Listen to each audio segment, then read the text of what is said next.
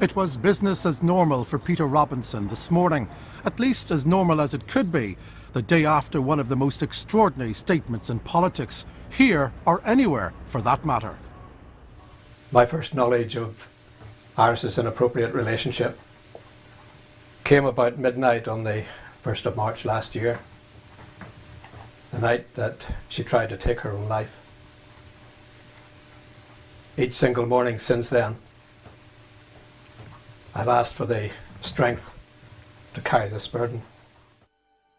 Peter Robinson's television appearance came hard on the heels of a statement from his wife, Iris Robinson, disclosing that she had had an affair. This was her second statement in the last 2 weeks. Earlier, she announced she was withdrawing from public life. She said this was for mental health reasons.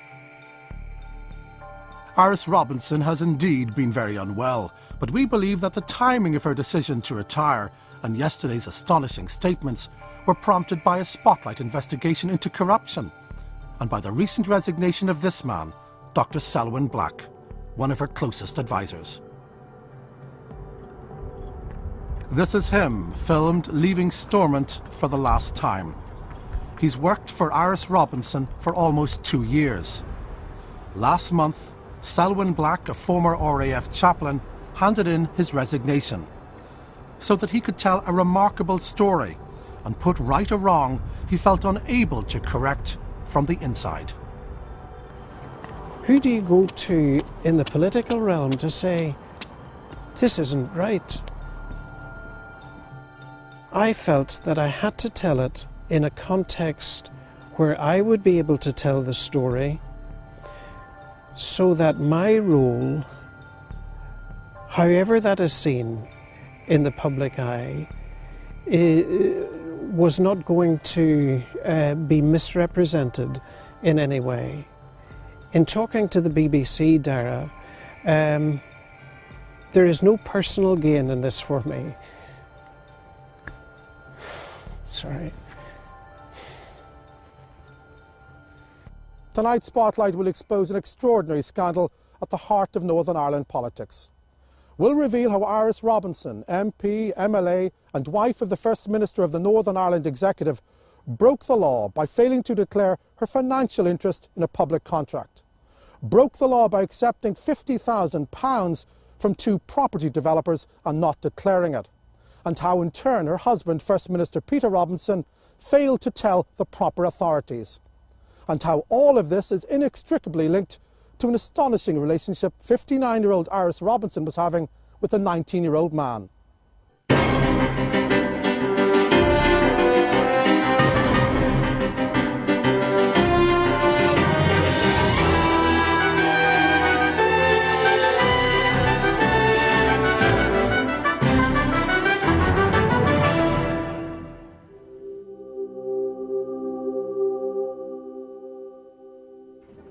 The Lockkeeper's Inn by the River Lagan. Up and running just 16 months, it turned over almost £250,000 in its first year.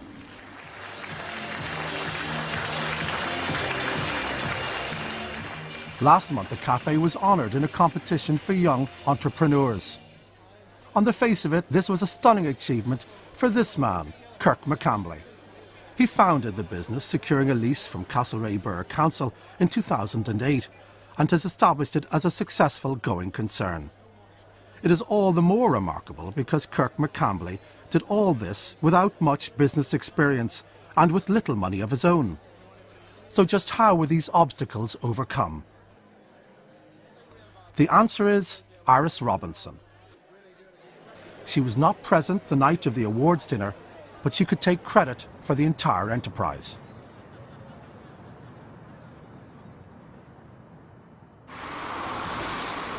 Iris Robinson met Kirk McCambly through his father Billy, who ran a well-known butcher's shop in East Belfast. I worked in the butcher since I was about 9, and I've always seen her coming in and out, and just knew her from an early age, through the butchers and through my dad. The MP had grown extremely close to Kirk McCambly's father Billy prior to his premature death in 2008, and had made a promise to him to look after his only son after he died. She looked out for me, and made sure I was okay. And obviously, anyone who's ever lost a parent knows it's an incredibly hard time, and she was there to help. Selwyn Black, who began working for the politician in January 2008, says Iris Robinson befriended the young man, and things began innocently enough. There were a lot of trips out. Iris might have described having been with Kirk the previous evening on a walk and a talk, very much a picture of wanting to support this guy. Spotlight has another source of information in this investigation, Iris Robinson herself, speaking through a body of over 150 texts she sent to Selwyn Black over the last 18 months. It's these messages that trace the development of her relationship with Kirk McCambly. As for Kirk, he is the other son I would have loved to have been a mother to. Iris Robinson's maternal instincts soon began to be replaced by more intense feelings, and by midsummer the 59-year-old had begun a sexual relationship with Kirk McCambly, then 19. This astonishing development meant Iris Robinson was no longer helping her young friend, she was now helping her lover. Selwyn Black was completely unaware of the nature of their relationship at the time. What was occupying his mind, however, were the controversial pronouncements of his employer, then chair of the Assembly Health Committee, on the sexual behaviour of others. It really was quite bizarre. I remember I was driving to Aldergrove to pick up my daughter who was flying in from the States. And a very good friend rang me and said, you need to listen to this. And it was Iris being interviewed by Steve Nolan. Do you think, for example, that homosexuality is disgusting? Absolutely. Do you think that homosexuality should be loathed? Absolutely. Do you think it is right for people to have a physical disgust towards homosexuality? Absolutely. Does it make you nauseous? Yes. Do you think it's something that is shamefully wicked and vile? Yes, of course it is. Right. It's an abomination. How much stronger a word can one use to clarify what homosexuality is to the Lord Jesus Christ? Iris Robinson was quoting the Bible. Leviticus 20 verse 13 puts it like this: "If a man also lie with mankind, as he lieth with a woman, both of them have committed an abomination." As Iris Robinson may well know, the same section of Leviticus also has an opinion on adultery. In chapter 20, verse 10, adultery is condemned in equally strong terms.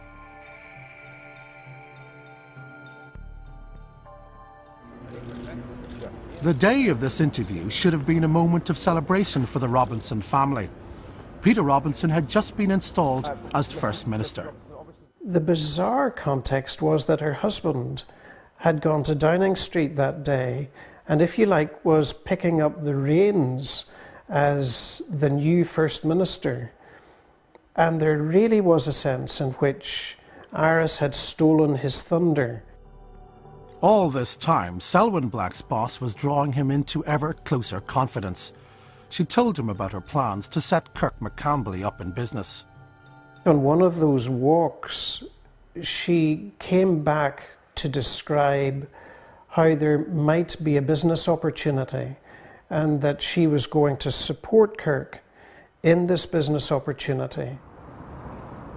That opportunity was here on the banks of the Lagan, a landmark project overseen by Castlereagh Borough Council. A new cafe was at the centre of it, alongside a 200-year-old lockkeeper's cottage. Building work was almost finished in June 2008, when the council advertised for a suitable tenant to run the cafe. At some point then, she spotted this opportunity. What did she say to you? Just that she'd obviously heard about a place down there, and I came down, seen it, and loved it, and then started working on my business plan. The way that it was described was, I took him for a walk one evening and showed him this opportunity that had been identified in Castlereagh Borough Council.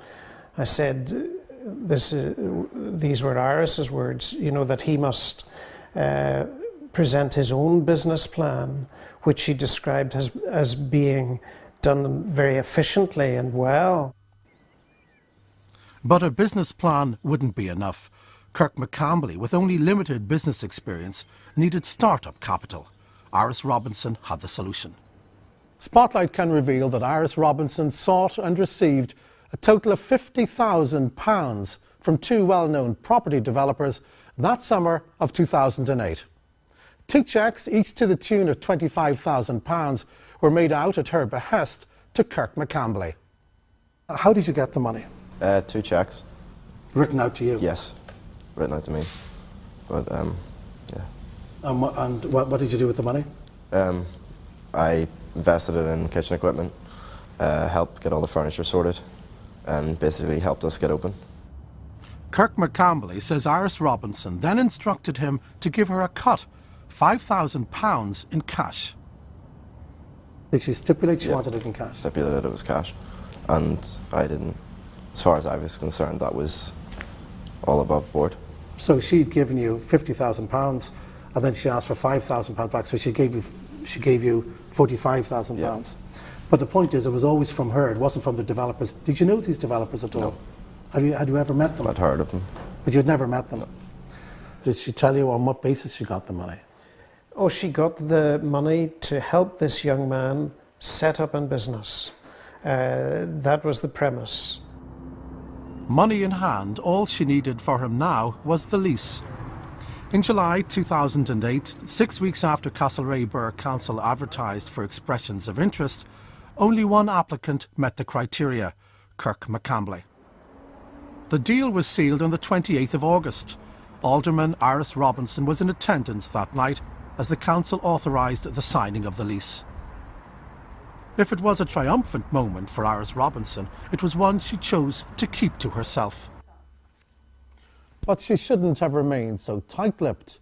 Local government law and the Councillor's Code of Conduct rulebook clearly state that this is a direct failure of a councillor to declare an interest.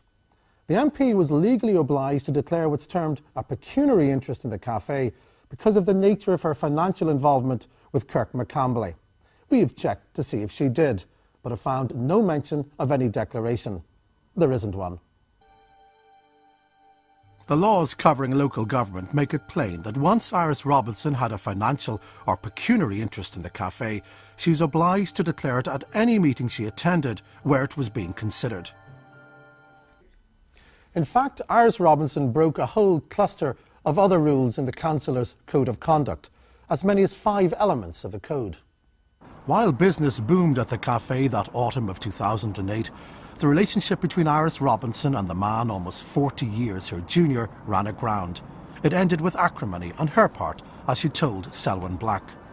It seems cruel, but I am not going to soften until he has paid back the 45,000, and he has got until Christmas. Now that the relationship was over, Iris Robinson decided she wanted the money paid back. But did money suddenly become an issue? Yes, it did indeed. The pair would meet only a handful of more times. A text in December 2008 announced the formal end. Just cut links with Kirk. God's word was very clear on it. He is reasonably okay. I am not. Another text from the same period spells out her feelings. Everything is a reminder wherever I go. My home, my church, my car, my music, and of course the roads we drove. Iris Robinson and Kirk McCambly did see each other one last time at a meeting organised by Selwyn Black. This meeting to discuss their financial and emotional breakup took place on December 18th, 2008 on the top floor of this building off the Lisburn Road in Belfast. Just 3 people were present: Iris Robinson, Kirk McCambly and Selwyn Black. It was just to iron out and get everything sorted, and so we knew where we all stood and what the plan of action was for paying back the money. It was a very tense meeting. Kirk was sitting to my right at a boardroom table. Iris was sitting to my left. I had an increasing sense that this relationship was much more than I had ever construed, and that it had huge consequences for all concerned. And it wasn't until some time later that I understood, first of all, who the donors were, the significance of who the donors were, and the implications for that money in personal terms. Spotlight can reveal the names of those two donors, who between them gave £50,000 to Iris Robinson. The first was Fred Fraser, now deceased, for many years the biggest name in house building in Northern Ireland, particularly in Castlereagh, where he turned huge swathes of green into bricks and mortar. The 79-year-old died in August 2008, just weeks after he'd written out a cheque for £25,000 at Iris Robinson's request. The other contributor was this man, Ken Campbell, a well-known property developer. How was she able to approach two people and just ask for £25,000 from each of them to help some young guy in business? So 25,000 in some senses would have seemed like nothing to them. It might have been seen as social responsibility. Maybe she was playing on that agenda in procuring that money. Whatever their motivation had been in giving the MP the money, Iris Robinson was now desperate to retrieve it from Kirk McCambly, and she had a plan. Kirk McCambly was to pay back the remaining £45,000 from the money she'd given him. She wanted two cheques, the first made out to the name of Iris Robinson, the second in the name of the Light and Life Church in Dundonald. That's Iris Robinson's own church, whose pastor happens to be Peter Robinson's sister. And Iris Robinson was also hoping to use at least £20,000 to pay off her own debts. The first cheque was due on Christmas Eve 2008, when she sent this text to Selwyn Black. I need the cheque made out not in the name of the church, but to my name. Kirk needs to know this is now clearing my debts, run up in helping him. The second one will be for £25,000 for the church. This will need to be made clear. Selwyn Black, who was supposed to be working as her political advisor, paid for her from the public purse, spent that Christmas Eve toing and froing between Iris Robinson and Kirk McCambly, trying to sort out the repayment of this money, but without success. Kirk McCambly was planning to raise the money by selling off a half share of the cafe to a friend for £40,000, but this was taking longer than anticipated. Iris Robinson would have an anxious wait for news in her family's apartment near Orlando, Florida, where the first couple spent that new year. From there, she forwarded her bank details and repeated the instruction that the monies should be split two ways. £25,000 Light and Life Free Methodist Church Dundonald and other to me. By this stage, Selwyn Black was very concerned about the involvement of the church in her finances. "Where is God in all of this?" he texted. Iris Robinson sent a text back from America and revealed the basis on which she had received the money from her developer friends. This is just to allay any concerns. Money given to me and the promise of paying back one of them. The other didn't have the same condition placed on it. When given to Kirk, he wept and wanted to share 50-50. I said no, I wanted nothing. At that particular time, he was a young man. I wanted to help because Billy couldn't. That's his father. That's his father, and had so much wanted to. I agreed that 1/3 of the profit each month to go to the church as a gesture of giving something back. I never intended this to be a buy-off to God. It was an honest and honourable decision. I will be paying back all the monies to contributor A, who I now understand is Ken Campbell. Contributor B is now deceased. That's Fred Fraser. That's Fred Fraser. and was not to be paid back. I had intended to release 1,000 per month to church, as well as using it to clear the massive debt incurred by me over past year. This extraordinary text established that Iris Robinson regarded the money as a gift to her. It was her money. Until the relationship with Kirk McCambly broke down, she wanted him to have it. After the breakdown, she decided she wanted it back. But there's a problem here for Iris Robinson. She was legally obliged to declare the £50,000 she'd received from the two developers, whether it came as a loan or a gift. We have checked Iris Robinson's declarations of interest. You can do this online for the Assembly and for Parliament, and there is no sign of any such declaration. She has failed to declare the money. In taking this money, Iris Robinson damages her ability to be seen to be able to do her job in a fair and impartial manner. This is about the integrity and transparency of the democratic system. In fact, Iris Robinson went out of her way to use her influence to help Ken Campbell that very summer. We have proof that she lobbied on behalf of one of the developers' building schemes in Newton Ards, even as she was looking for £25,000 from him. This is a copy of one letter she sent that summer, on Westminster-headed paper. Peter Robinson, for one, knew that his wife should not take money in such circumstances. And when he found out about her financial dealings, he wanted the money paid back. So back in Florida, at that holiday period, tactics changed. Suddenly, according to Iris Robinson herself, a decision was reached to send all the money back to where it came from. Selwyn Black was contacted by text message. Just wanting to clarify, the monies are going back to the rightful sponsors and the church is not benefiting at all. Leaving me to pay the sponsors if I hadn't decided, along with Peter, to make a clean break and give the monies to them instead of church.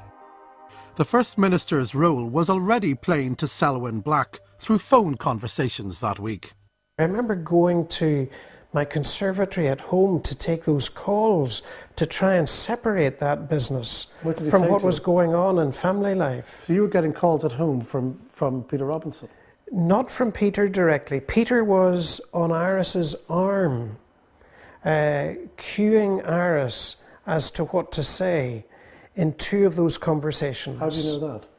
Oh, because I could hear him in the background. No, that's not the way things are going to happen. And the conversation was being very much directed. It was certainly he taking charge behind the scenes as to how those monies were going to be returned to two people who were very evidently his friends, as well as, of course, Iris's. As far as the Robinsons were concerned, it was the job of Selwyn Black to make sure the money was returned, and quickly. He began liaising with Kirk McCambly and others, including a Fraser Company accountant.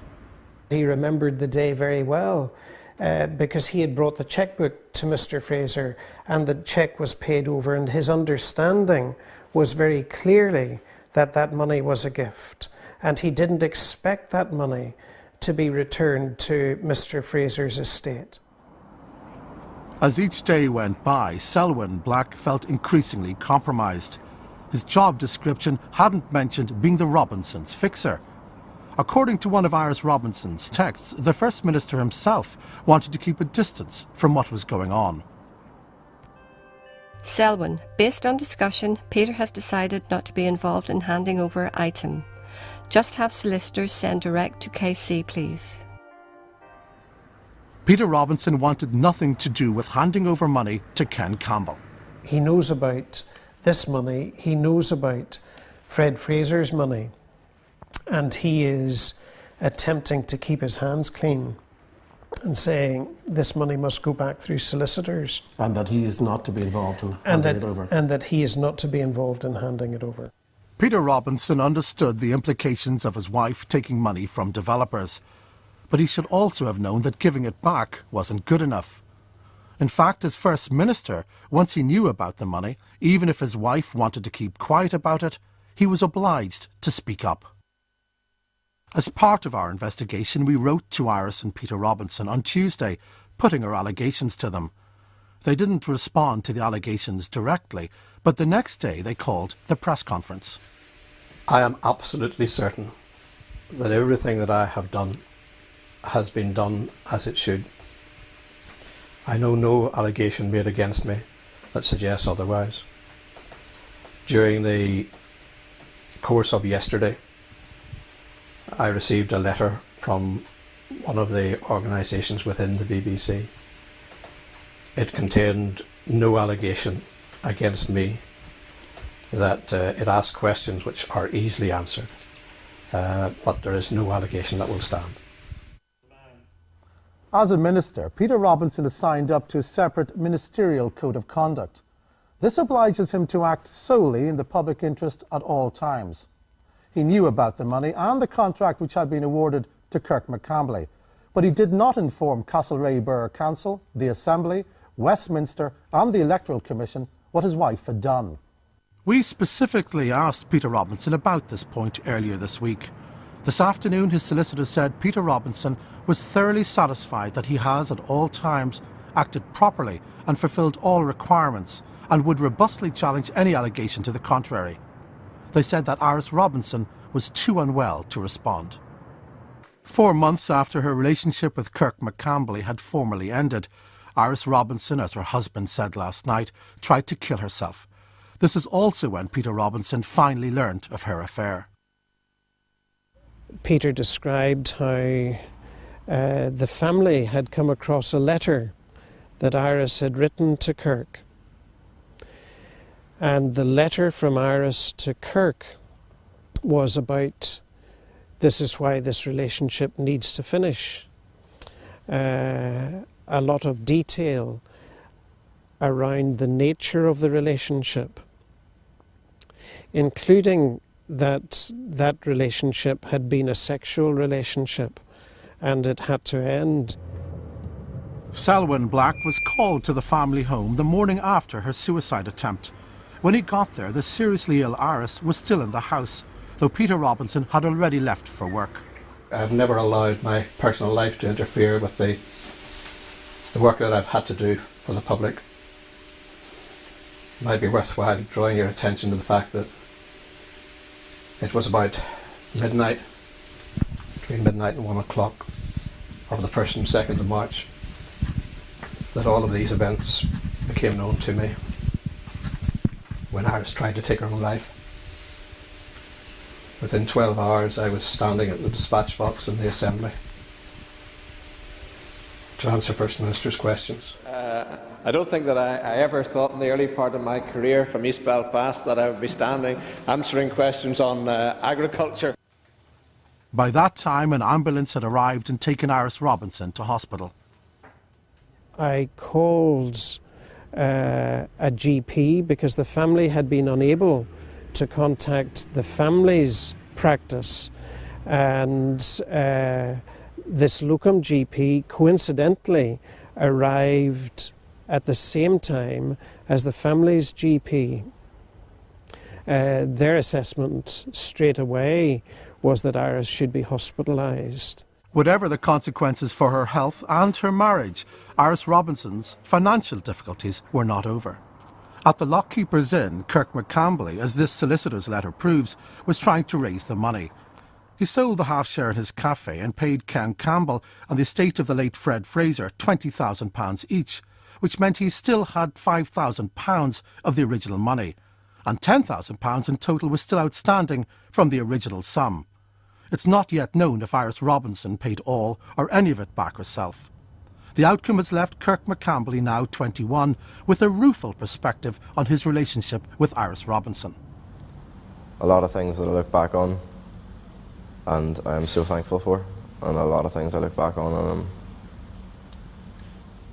not so thankful. This programme has outlined a series of very serious charges against Iris Robinson and her husband, First Minister Peter Robinson. Selwyn Black received no payment for his participation in the programme. For him, it's a matter of conscience. Some people looking on, I mean the Robinsons, for example, are going to accuse you of absolute betrayal. They're going to say that here you were privy to Iris Robinson's innermost thoughts or feelings, and here you are now betraying them. I feel that they have betrayed my trust. I was employed for a particular role. My position was abused. My trust was abused. And their trust in the people who elected them, in a collective sense, was being abused. I felt so angry that I had been sucked in, drawn into that situation. Now I feel sorry for her. I feel sorry for Peter. I feel sorry for their personal circumstances. But it doesn't negate that they both knew the consequences of what they had been involved in and did nothing to address that circumstance. It goes right to the heart of the credibility of government in Northern Ireland.